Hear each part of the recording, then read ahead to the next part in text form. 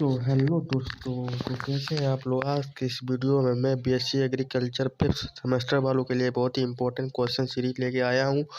पहले मैं ये थ्योरी करवा रहा हूँ आप लोगों को, बाद में मैं ऑब्जेक्टिव टाइप के क्वेश्चन करवाऊंगा। जब पेपर के एक महीने बचेंगे तब मैं ये दूसरी क्वेश्चन सीरीज चालू कर दूंगा। तब तक के लिए मेरी ये देखिए थ्योरी वाली क्लास देखते रहिए। आप लोगों के लिए बहुत ही इंपॉर्टेंट अति महत्वपूर्ण क्वेश्चन सीरीज है। देखिए पहला क्वेश्चन आपके स्क्रीन के सामने है। Agriculture marketing trade and price बहुत ही इम्पोर्टेंट विषय रहा है। देखिए विपणन दक्षता क्या है। देखिए विपणन दक्षता कृषि वस्तुओं को उत्पादन कृषकों से उपभोक्ता तक अधिकतम विपणन सेवाओं को प्राप्त कराते हुए कम कम विपणन लागत पर पहुंचाने की विधि को विपणन दक्षता कहते हैं।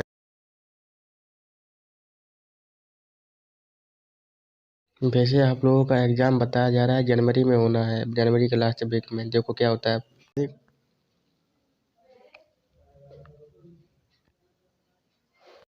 विपणन दक्षता सूचकांक विपणन दक्षता मापने की एक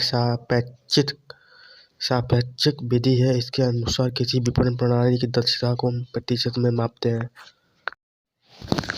दूसरा क्वेश्चन देखिए, नियंत्रित बाजार की प्रमुख विशेषताएं। ये भी याद कर लेना इम्पोर्टेंट है। ये नियंत्रित बाजार की विशेषताएं देखिए, प्रमुख विशेषताएं इसकी। नियंत्रित बाजार में किसान को विपणन संबंधी सारी सूचनाएं प्राप्त होती हैं।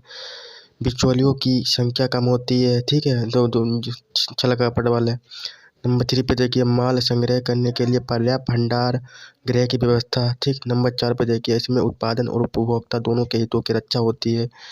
नंबर 5 पे, इस तरह के व्यापार में श्रेणीकरण तथा प्रमाणीकरण की उचित व्यवस्था होती है। इस प्रकार के बाजार में मापतोल सही ढंग से होती है, ठगी नहीं होती इसमें। ठीक। नंबर 7 पे, नियंत्रित बाजार में वस्तुओं की मांग और पूर्ति में सामंजस्य होता है। ठीक। नंबर 8 पर देखिए, इस प्रकार बाजार में विपणन के लिए उचित वित्त व्यवस्था होती है। नेक्स्ट क्वेश्चन देखिए, बाजार के तत्व लिखिए। ये भी इम्पोर्टेंट है। बाजार के तत्व, वस्तु या वस्तुओं का होना आवश्यक। ठीक। बाजार में क्रेता विक्रेता के लिए वस्तुओं का होना अति आवश्यक है, तथापि इनका भौतिक रूप से होना आवश्यक नहीं है। ठीक है। नंबर 2 पर देखिए, क्रेता विक्रेता की उपस्थिति। बाजार में क्रेता और विक्रेता का होना आवश्यक होता है। नंबर 3 पे देखिए, क्रेताओं और विक्रेताओं में संबंध आवश्यक होता है। नंबर 4 पर, स्वतंत्र एवं पूर्ण प्रतिस्पर्धा आवश्यक नहीं है। ठीक। नंबर 5 पे, एक समान कीमत आवश्यक नहीं है। नंबर 6 पर, बाजार की परिसीमा आवश्यकता। बाजार के भौगोलिक परिसीमा निर्धारण जैसे स्थान या स्थानीय क्षेत्र, देश अथवा संपूर्ण विश्व के रूप में होना आवश्यक होता है। ठीक है, ये याद कर लेना, ये बहुत इम्पोर्टेंट है ये आपके लिए। मूल्य स्थिरीकरण का उद्देश्य क्या है। मूल्य स्थिरीकरण का उद्देश्य देखिए, ये याद कर लेना इम्पोर्टेंट है। उद्देश्य कृषकों का मध्यस्थों द्वारा किया जाने वाला शोषण रोकना। ठीक। कृषकों को राष्ट्रीय आय में से अधिक भाग देना।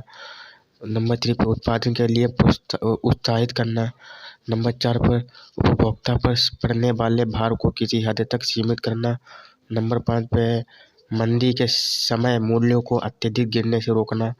नंबर 6 पर, कृषि उद्योग में काम करने वाले व्यक्तियों को उतनी ही आमदनी हो जितना दूसरे प्रकार के धंधों में काम करने वाले व्यक्तियों की होती है। ठीक है। Next question